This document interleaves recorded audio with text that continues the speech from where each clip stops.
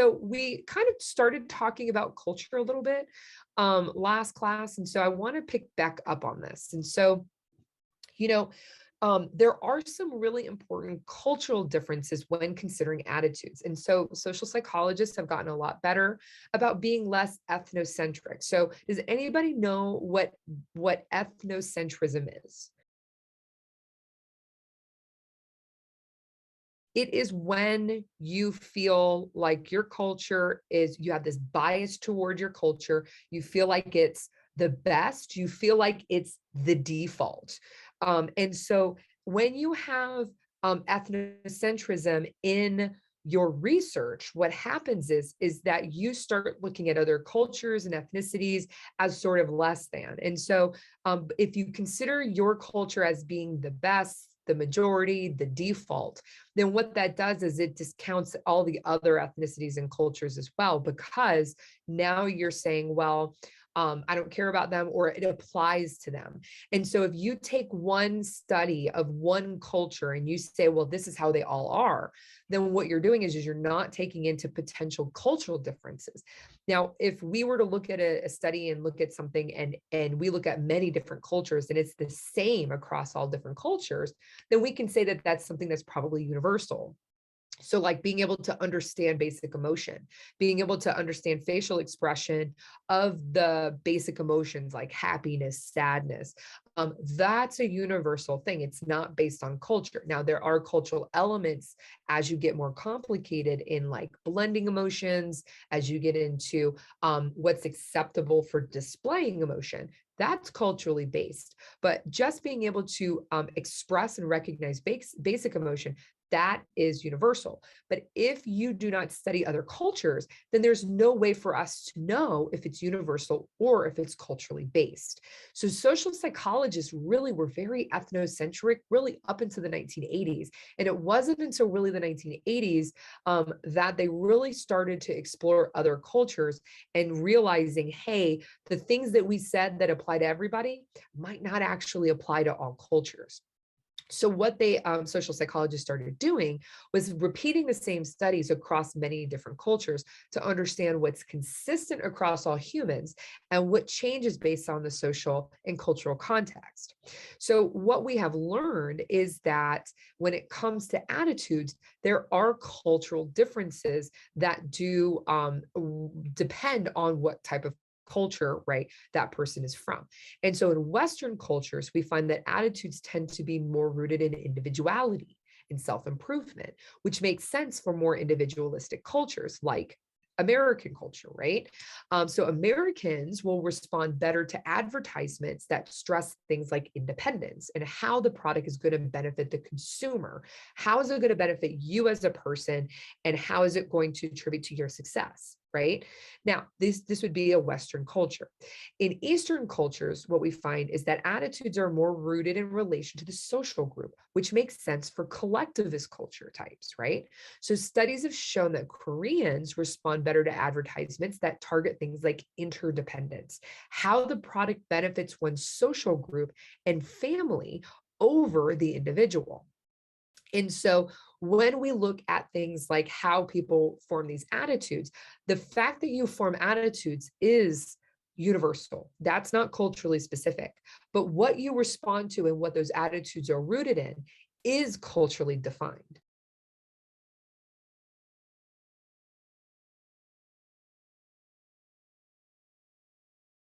So if you change the advertisement target to saying this product is going to benefit you as a person versus this product is going to benefit your family, this is going to benefit your social group, this is going to make your team run faster versus this is going to make you personally run faster, then we see that these cultures will actually, if a person of Western versus Eastern culture, will respond differently to the advertisement, pay more attention to it, and be more likely to purchase that product because they feel like it changes their status in their social group, it changes their status, their family status versus their individual status. If you guys remember, last class, we talked about the ABCs of attitudes, right? So we talked about the three components to attitudes.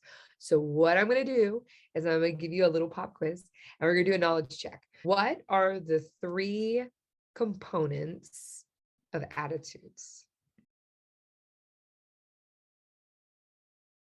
Okay, affective, behavioral, and cognitive components. Very good. Now that we have been reminded of the different components of attitudes, right? And depending on how that attitude is rooted, right, we can potentially change a person's attitude. Now, this is where I'm going to talk about just one specific thing, but the other slides that I have that go along with this chapter go into a little bit more detail about different kinds of persuasion is what I'm going to talk about. So but we're going to talk about that at the end. But right now, what I want to talk about is how we change attitudes specifically. So let's talk a little bit about how we persuade, change attitudes, right? So social psychologists are really interested in how attitudes change because attitudes are so dependent on social influence. I'm going to give you guys an example of this. A really good example is looking at presidents' approval ratings. So presidents' approval ratings go up and down based on a lot of different factors. So for example, how people are talking about them on social media, gas prices, especially when they soar or they plummet, and a lot of other factors. So I know that many of you may not have either been very, very young or might not have been born when 9/11 happened. So I do want to talk about this though, because this is a really important stat that I think that you guys should be aware of. Right before 9/11 happened, okay, George W. Bush was president and his approval rating was about 50%. So that means that about 50% of the people that were polled about the president's success and support and all that, about 50% were supportive of him. So about half of the population were like, he's doing an okay job, right?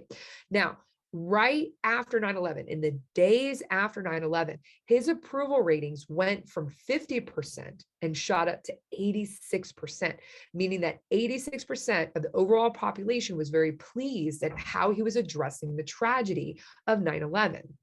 So in just in a matter of days, one event can absolutely change approval ratings.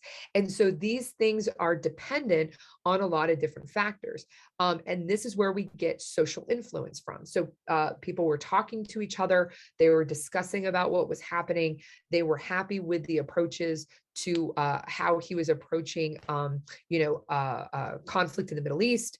And at that point, and I can say from experience, there was a lot of sort of camaraderie. People were coming together. They were feeling very American.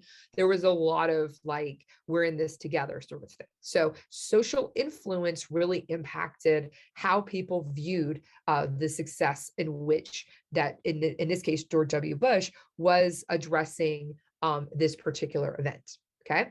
Now, so that's social influence. So social influence can really impact how we view things. And so you guys can see this happen on social media. Social influence can change and alter and persuade people to think differently about certain things. And we can look at this in any way. We can look at this about looking at COVID-19 and looking at the pandemic, looking at how people wear masks or don't wear masks, how people get vaccinations, don't get vaccinations, how people decide to approach living in a pandemic, right? That is all very, very heavily dependent on social influence and how we view certain things, and then how our views will change based off of things like the TikToks that we watch, the people who we follow, the people who have influence. So those kind of like, YouTube influencers, TikTok influencers, Instagram influencers, those social media influencers can influence how people shape their attitudes, but also how they change their attitudes. Okay. So that's one way that we can change attitudes. Another way that you can change attitude is by creating dissonance. And I ask you a question like, do you think something's important? And you say yes. But then I ask you a follow-up question of, well, what are you doing about it? And you say nothing. Right? That is going to create dissonance, right? That's going to make you feel a certain kind of way. And what happens is that we have to resolve this conflict, this dissonance. We have to do something to make ourselves feel better, right? So we could change our behavior. What we could do is we could actually cause this kind of like what is like a hypocritical feeling and say, okay, well, now you know what? You're right. I should do something. This is important to me. This is something that I need to fix.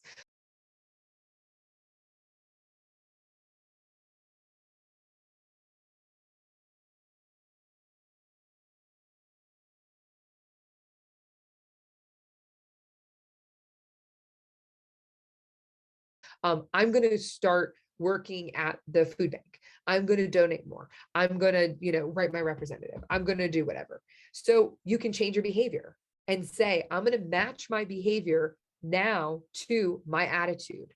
Okay. So that's one thing that you can do. Another thing that you can do is change your attitude about world hunger. So now you can say, okay, I'm going to feel differently about this. Okay. And so you need to do something, right? So you experience this feeling where your image is threatened. I'm a good person. I know world hunger is a problem, but I'm not actively doing anything about it. So because your image is threatened, you're going to try to find internal justification for your behavior. So you can actually change your attitude or how you feel about that thing, which brings your attitude and your behavior closer together. So you could say, well, it is a problem, but I can't really do anything about it.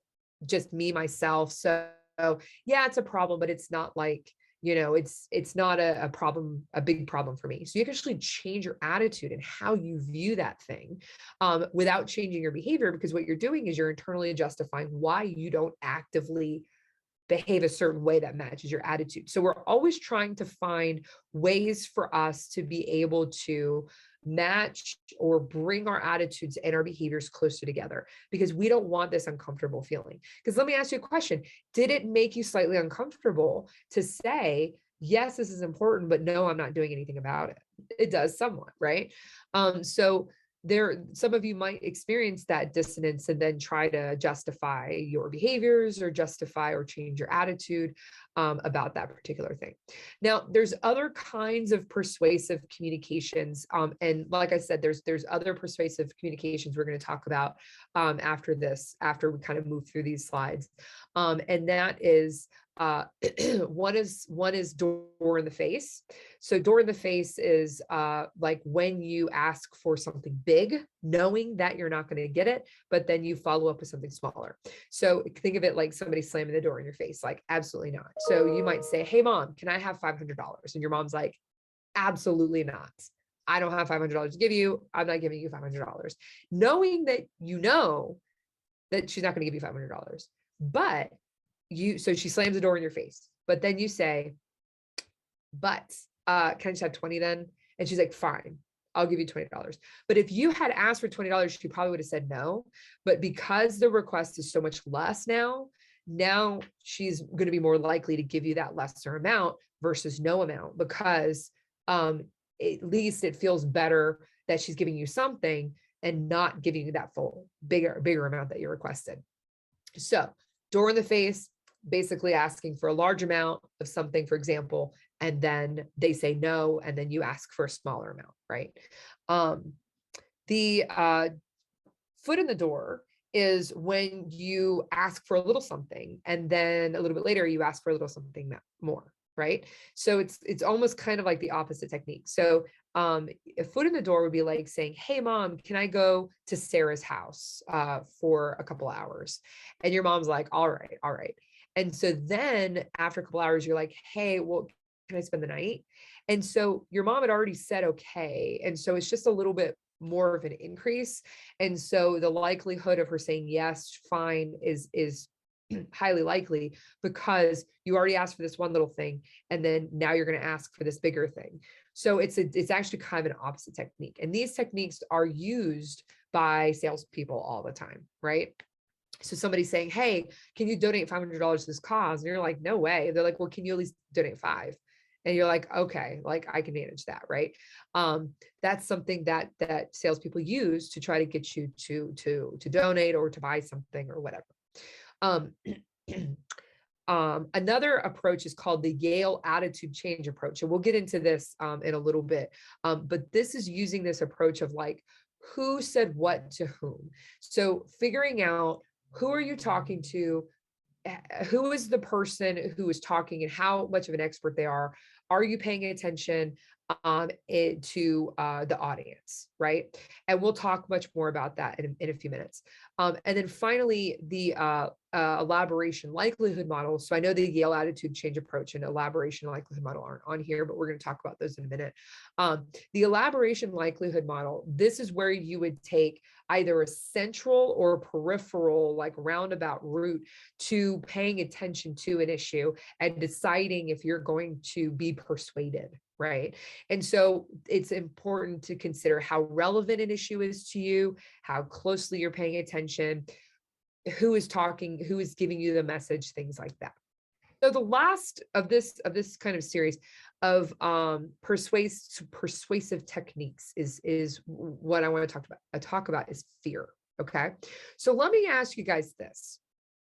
If I were to ask you, how would you convince someone to stop smoking? Okay. Let's say they smoke really heavily and you're worried about their health. If you were to use fear, how do you think that you would use fear to convince them to stop smoking? So I already got somebody said that you would educate them on the dangers. So, okay, talk about the effects. Absolutely. These are definitely really good techniques to use to try to persuade somebody to stop a behavior, especially an unhealthy behavior. So do you think that fear works? So if you talk about the dangers and the effects, do you think that fear would work? Okay, you could show them some videos. Absolutely. Show them the impact. Oh, I got this. There were those pictures and ads that showed people with messed up lungs. Very good. Okay, which brings us to this particular ad campaign. So people are already setting me up nicely. So thank you. I'm teeing up for this very nicely. So yes, this has actually been done. So showing them images of diseased lungs. And so this particular person said that then when they were a kid, they brought a pig's lungs that were infused with smoke to show you. And it's a scare tactic, right? It's a scare tactic to use fear to say, if you continue smoking, this is what's going to happen to your lungs. This is what's going to happen to your body. You're going to get sick. You're going to get cancer, all these different things, right? Yeah, another thing, you could express how you care about them. So these are all definitely techniques that you can use to try to persuade somebody. And one thing that people are trying to do in the public health domain is figure out how to formulate messages for people to change unhealthy behaviors and educate people on particular behaviors. So one particular way that you can persuade somebody to change their behavior is to try to scare them into changing it. So this example right here, in 2013, the FDA required that cigarette packs had to include pictures like the one that you see here. So this person had a tracheotomy, okay? And they're actually blowing smoke out of the tracheotomy, right? And so that is the whole purpose is to show the dangers of smoking. Okay, we see a lot of similar strategies, for example, like showing car accident photos before prom night to persuade high school students to not drink and drive after prom. So I've got a comment here. Wouldn't this create dissonance? Could change their thoughts about smoking. It's like it's not that big of a deal. Yes, we're going to get to that in just a second. Okay, so that's a really good point and something that we have talked about before, but something I want to bring back. Now, one thing I want to ask you though, okay, so we've kind of talked about, and we're going to get to this cognitive dissonance thing here in a minute. Do you think that this fear strategy works? So do you think it would actually work? So showing these images like here, cigarettes are addictive, showing people pictures of diseased lungs, showing people tracheotomies and smoking out of tracheotomies and the dangers of smoking. Do you think fear works to change people's unhealthy behaviors? What do you guys think?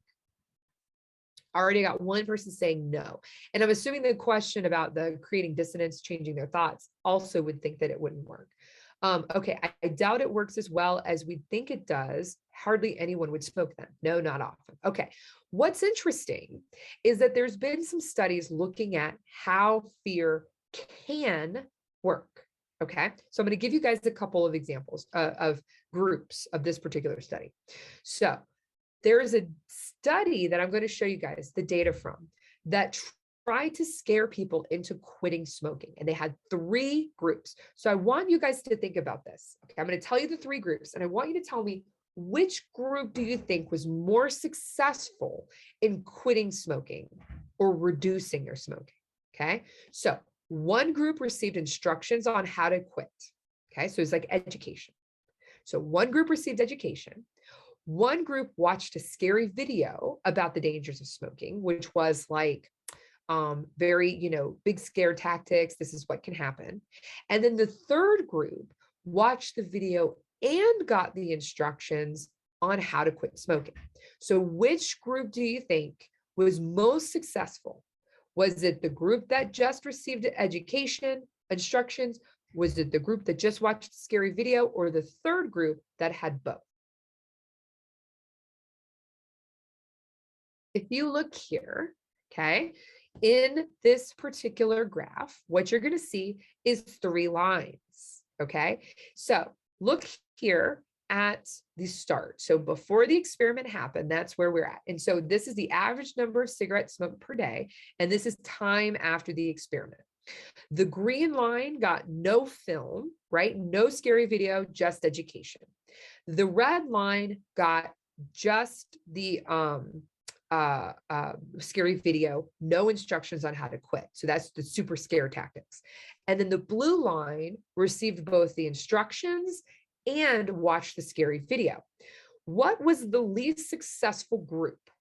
So what was the least successful group in reducing the amount of time, reducing the amount of cigarettes they smoked? So none of them quit smoking, but it does look like there was some changes in how many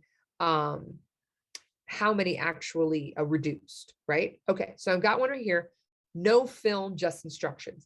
So just instructions on how to quit. This green line, notice that they actually had a jump in the number of cigarettes they smoked, even more than they started before the experiment. So here we can see before the experiment, and then 1 to 2 weeks, and then a month later, and then 3 months later.